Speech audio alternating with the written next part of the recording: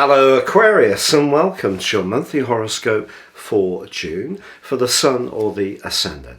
I'm going to give you the big takeouts to give you some idea of the major influences this month, but stay with me. I will then dive deep to give you in much greater forensic detail all the ins and outs for your sign. Now obviously as the month begins, the Sun is in the sign of Gemini, which is brilliant for us Aquarius folk because this is house 5. It's also sharing your air triplicity, and the beauty of the start of this month is the new moon, which occurred in Gemini, was on the last day of May. So as we come into this month, there's a sense of vibrancy, a sense of possibility. Also, Mars and Jupiter are in a glorious conjunction in the third house. So expect to be more active, expect to want to in some way express yourself. So what's the catch? Well, it's really that Mercury is in retrograde for the first nearly 3 days, goes direct on the 3rd, comes out of shadow on the 4th, but still in the 4th house, which can be a bit introspective. If there have been some niggles about anything to do with home, property, contractors, anything to do with those areas, it wouldn't be a surprise. But good news is going to be coming by the middle of the month when Mercury moves back into Gemini. Now the other big takeout, of course, is Saturn, the traditional ruler of Aquarius, slams on the brakes and goes into a retrograde on the 4th. So I need to explore that with you and really tell you about what you can expect between that point and October the 23rd when it goes direct. Also, we have a full moon, very sensitive full moon on the 14th, because it's caught up in the mystical but rather misty energies of Neptune. So that needs to be looked at too. However, we do have the summer solstice on the 21st, and we also have Neptune going retrograde on the 28th, joining up with Saturn. Pluto was already retrograde, and but the other thing to tell you is that Uranus, your modern ruler, that doesn't go into retrograde and towards the end of August. So a lot to explore, a lot of exciting stuff to share with you, and so please stay with me for that. If you would like to ascend above this Zodiac broadcast and understand how serious astrology can work in your personal situation, if you give me 3 pieces of birth data of yours, I will give you a roadmap that you can use for the rest of your life. Also a 12-month forecast in my special package for the next year, and get 30% off. See the link beneath this video. And finally, I'm nearly there at that 100,000 subs mark. All the illnesses I've had for so many years, I'm on much better form now. If you have yet to subscribe to my channel, I'd be honoured if you did. Please click or tap on the bell notification symbol. But please stay with me for more. So Aquarius, your monthly horoscope for June has that vibrancy of that glorious new moon pouring its energy into the back of the month. Now Venus is in your home zone, so if you are trying to make something happen, whether it's improving the decor, buying some nice furnishings, or it is physically moving, the fact that Mercury has been in retrograde probably has been quite snagging and frustrating, particularly with your modern ruler also in the 4th house as well. So a certain amount of frustration around some deeply personal, or the sense of your environment, or the lack of space that you may have had. But if you need to find your voice, Mars combining with Jupiter in the first 4 days gives you a glorious platform to articulate yourself with passion, enthusiasm and persuasion. You may also find yourself wanting to get more physically active with that combination. It's important because they're in the 3rd house that you don't rush things. They are a tremendous combination and obviously can give us a lot of extra confidence and drive. And talking of driving, for some water bearers, this may be the moment, this may be the month when you do think about a new mode of transport. Now, whether it's an electric bike, whether it's an e-scooter, whether it's a new car, or whether it's some new tech that really gets you up to date, all these things could be very appealing to Aquarians this month. But what about Saturn?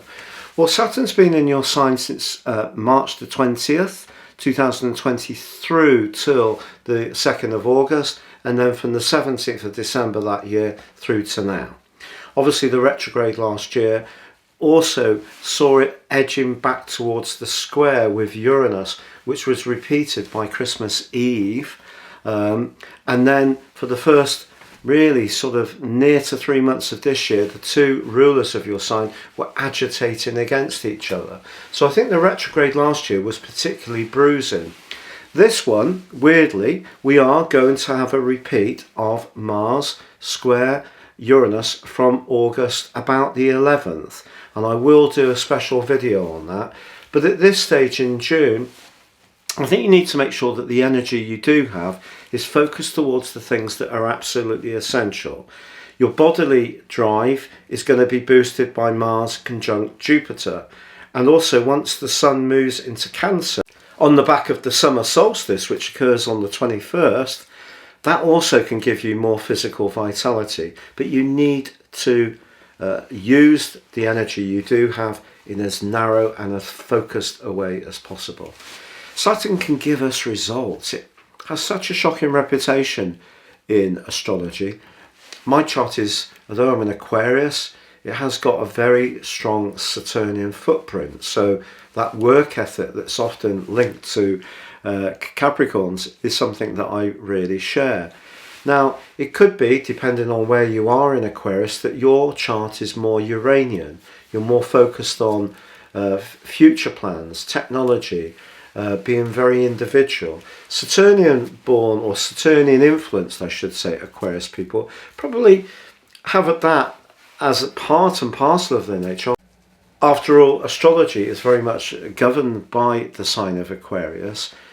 But I think it's also the case that some Aquarius people can have a real appreciation of continuity, the fixed elements of the sign, and traditions. And, you know, that's where there's a great deal of pleasure taken from very long-standing friendships, for example, which a lot of Aquarius people have a real gift for.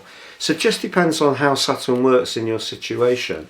But whatever's mightily important to you at this time, put your energy into that, but don't expect to have an awful lot extra, even though Mars and Jupiter could kid you into feeling that you've got oodles. But it has to be said that Venus, even though it's in the 4th house, which is very much to do with home comforts in the sign of Taurus, it rules this sign, is actually in a beautiful semi-sextile through the first 12 days with Mars. So there could be some important communication around a property, family matter, something to do with your environment could change in a very positive way. There could be some lovely connections. You may even find yourself enjoying a reunion or playing host to loved ones. Something like a barbecue if you're in the north, and maybe if you're in the south, you know, it's getting a bit colder down there. Of course, this month sees the winter solstice for you, and there's that sense the days are getting shorter, so you can still get together with people, but maybe you want to do it inside. Now, Mercury moves into the sign of Gemini again on the 13th, after going direct on the 3rd, coming out of shadow on the 4th. That's something to really celebrate, because Mercury in the 4th house and in retrograde, it ain't easy. You know, and that can sort of be quite inward looking. It can create a greater sense of subjectiveness, which is not really your thing normally. Maybe there was a sense of inertia, that things weren't really moving quite at the pace you wanted. But that pace will pick up from the 13th. Also from then, the Sun's forging a very positive link to Saturn. So if there is something that's important to you, it can come together very well from the 13th through to the 19th in some kind of structural way. But the full moon on the 14th is all about balancing your outer world, the sign of Sagittarius, your outer world in terms of your friendships and how you interact with people in a collective way, and you've got the Sun in the sign of Gemini, which is much more about your inner needs, what you want as an individual. But because Neptune is in the mix, it's just saying that when it comes to the finance, if you are thinking about doing anything speculative in the second half of this month, it's vital that you drill down into the details to avoid Neptune playing any kind of tricks on your expectations or your plans. Also, if there is somebody that you're really interested in that's relatively new in your situation from a romantic viewpoint, as much as they may seem to be the bee's knees, it's important to check out and give the situation a little bit of time, and don't commit yourself too much, because it could be something you regret. Venus is actually moving into a glorious location on the 23rd, but after the summer solstice, winter solstice south on the 21st. This is beginning of the second cardinal quadrant. The sign of Cancer for you is about practicality, so it's about turning those good ideas into something more tangible and long lasting, because your ideas are going to be very strong this month. But then Venus comes into the mix, and even if there is somebody that you need to win over on a practical idea, your charm can work wonders. But Neptune goes retrograde on the 28th, right through to the 4th of December. Be very realistic about financial planning. The new moon on the 29th, however, forges a square with Jupiter. Now this can give you a lot of physical energy, and you may even be quite restless. If you want to up your activities in terms of being, much more vigorous, this is a great prompt to do so in the following month. But there's also a semi-sextile to Venus. Venus now, of course, in the very playful part of your situation. Is there somebody at work that may have a little bit of a fascination for you, Aquarius? And luck can drop for some water bearers, because Jupiter and Venus are in a beautiful sextile. So, it'd be a good time to perhaps show a little bit more self-confidence around an idea you've got, or if it is, for example, asking someone out on a date. What's a bit more challenging at the end of the month, the last 3 days, is that Mars and Pluto are in mortal combat. It's just, there may be something that you feel very strongly about that's linked to the past, and you may have a choice this month to speak out very powerfully about this, or to try and let it go, which may be very difficult because of a sense of injustice. But what's important is you don't let this very sensitive issue eat away deep within you too much, because it could affect your sleep and just make you feel really miserable. So there's so much good stuff going around for you this month. If there are some aggravations that creep in, which is almost inevitable, it's life. We're dealing with a cost of living crisis. It's not an easy time for a lot of people. But if you really feel very impassioned about something, do think about what the potential consequences might be if you really spoke out, with that clash between Mars and Pluto the last 3 days.